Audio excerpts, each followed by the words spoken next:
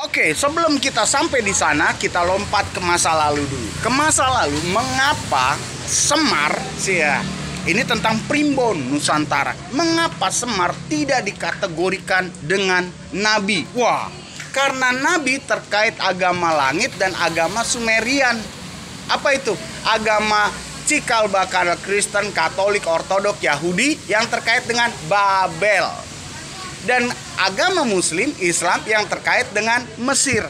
Karena Primbon Semar adalah turunan, lompatan, dan translatean daripada Yunani gaya Atlas dengan konstelasi atas yang kemudian dia mengalami keturunan yang dalam luarnya bagus karena membawa sistem perangonan, yaitu edukasi kehidupan. Nah, itu lompatannya tinggi tuh. Kayak kalau kita ini kayak alis, kayak mata atas lah. Yang kemudian menempati sebuah legenda Atlantis, dari Atlas ke Atlantis. Nah, ini terpaut dengan Abraham. Catatan, bukan orang tuh, catatan. Tentang AB itu adalah masa Alexandria Babel, kemudian AB-nya, A adalah Alexandria, B adalah Babel, AB-nya adalah Mesir. Yang kemudian dari sana turunlah negara dan state nabi. Sedangkan gaya Yunani tidak ada nabi, tapi setingkat dengan hukum waktu, yaitu dewa, yang kemudian dikapitalkan menjadi setingkat dewa. Oke, yang kemudian itulah cikal bakalnya. Mengapa diburu? Ya, ini nih. Mengapa diburu? Wah, seru nih. Karena perburuannya terkait tidak hanya perburuan turunan daripada Yunani kuno Atlas menuju Atlantis, tetapi juga kisah-kisah di negeri-negeri kenabian AB, yang kemudian kita tahu A, B, A itu A Alexandria, B Babel, AB itu Mesir, yang kemudian terkait dengan agama-agama nabi sampai di pertengahan di India, sampai melalui kisah Sodom dan Gomora. Kemudian lompatan pengulangannya adalah Siwa, Hindu Siwa. Itu sebabnya patahnya antara cinta mencintai kemunafikan, hypocrite and blasphemer, love, it's about colonial western and uni-western going to eastern. Wow, that's wonderful. Yang kemudian di negeri kemajemukan didapati Indonesia punya Semar. Itu sebabnya terkait kasih tahu nggak ya? Itu jadi pelajaran kita. Karena yang menarik adalah pengulangan demi pengulangan dari Babel, kemudian Mesir, kemudian padang pasir, padang gurun, kisah keluaran, Exodus, pembuangan, laut terbelah, kemudian diulangi Sodom dan Gomora, diulangi lagi dikala Hindu Siwa, India menuju Cina, jalur sutra, Gaza, yang kemudian itu terpaut dengan sementara Nusantara terbangun yang keren banget.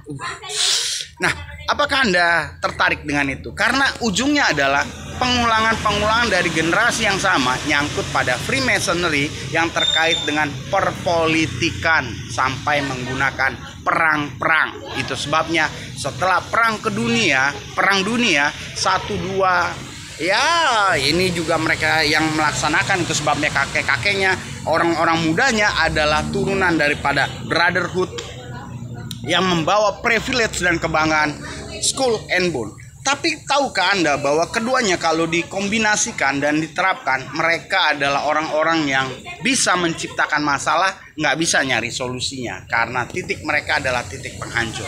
Nah, sejauh apa sih tindakan Freemasonry dalam perpolitikan dan aturan kebijakan, serta didukung oleh anak-anaknya yang lebih nggak tahu diri karena faktor keturunan, hanya mengandalkan tapi otaknya nggak ada, jabatan bapaknya, ilmu bapaknya, harta bapaknya, kemudian nggak tahu diri, lalu mereka duduk sebagai orang-orang yang belajar di luar negeri, ya tempat belajar Skull and Boner lagi.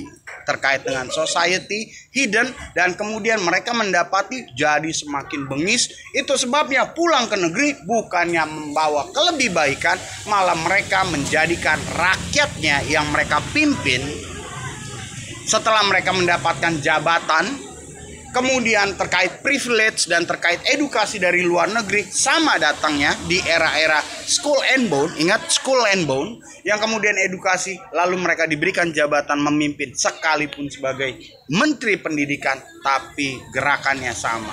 Apa itu?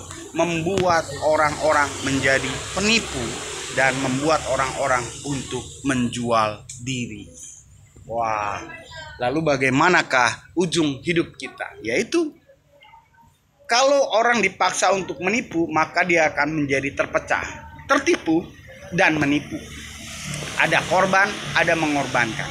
Kalau bicara tentang jual diri, maka ada yang membeli, ada yang menikmati. Jangan lupa tentang cinta-cintai termunafikan 1900 tahun, dan juga tentang money, dan tentang money ujungnya. Nah, dari situ Anda bisa tebak akhir hidupmu, karena Anda yang diajari untuk seperti itu, mendukung mereka, Anda akan menjadikan sudut negerimu, wilayahmu, bangsamu memiliki keturunan hanya di ujung seperti itu. Lalu bagaimana?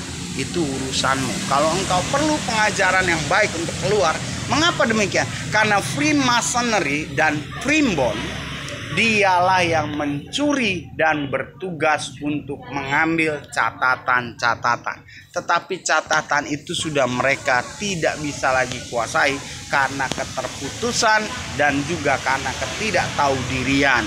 Jadi generasi yang sekarang yang turunan daripada bone, school and bone, yang mereka selalu, kalau mereka nggak dapat nih, mereka bunuh. Nah, ini yang saya tunggu ya. Coba aja lu bunuh gua. Gua mau tahu 30 tahun lagi lu percepat. Mengapa demikian? Karena semuanya terkunci. Dan satu tujuan saya, setelah masa school and bone, dalam kebebalan akhirnya membunuh orang-orang setelah itu terjadi. Nah, pertanyaannya, kalau tidak membunuh angnya, bisa nggak terjadi? Bisa, kalau Anda tidak terpandu. Masalah ada atau tidak ada, itu nggak jadi soal. Yang jadi soal adalah Anda ikuti aturan. Ingat, di sini bukan tempatnya Freemason dan Skull and Bone saja. Di sini tempatnya manusia yang memanusiakan manusia. Sedangkan mereka adalah titik orang-orang yang mengorbankan sampai tidak tahu diri. Itu sebabnya di kemudian hari Anda akan menghadapi gulungan masalah yang Anda buat sampai Anda tidak punya solusinya. Oke, di situ saja. Mari nikmati secara perlahan-lahan, karena kita tahu money adalah Bonner, pendiri Brotherhood Bonner, yang kemudian terkait dengan Blue Film, saham, dan sebagainya juga sama. Apa? Skull and Boner. Itu sebabnya lulusan Skull selalu ada di tempat itu dan didukung oleh para perpolitikan, termasuk para keagamaan, tokoh agama dan tokoh politik terkait dengan Freemasonry dan ajaran serta dukungannya. Masih di situ, Anda perlu satu yang menjadi solusi, ajaran kebeningan kehidupan. Nah, kebetulan itu punya saya. Jangan lupa syarat dan ketentuan yang alam sudah berikan. Kemarin sudah dinyatakan bahwa untuk datang dan memiliki panduan-panduan yang lebih berdinamika menyelesaikan masalah Anda, baik secara bangsa ini, bangsa-bangsa, dan putaran globalnya. Oke, Anda harus dikenakan pajak kegelapan dan juga biaya keterangan. Oke, untuk memperjelas dan menciptakan tangga ke atas. Kemampuan Semar adalah kemampuan dia diturunkan ilmu dalam, luar, atas, bawah, sampai pada tujuannya. Sedangkan kalian mencuri untuk mengambil dan memodifikasi, mengembangkan seolah-olah kalian menguasai. Tetap ujungnya tidak bisa ke atas. Kembalikan jasadmu dan engkau tergulung oleh perbuatanmu sendiri. Salam untuk Freemasonry, motherfucker. dan juga Skull and Bone, motherfuckers.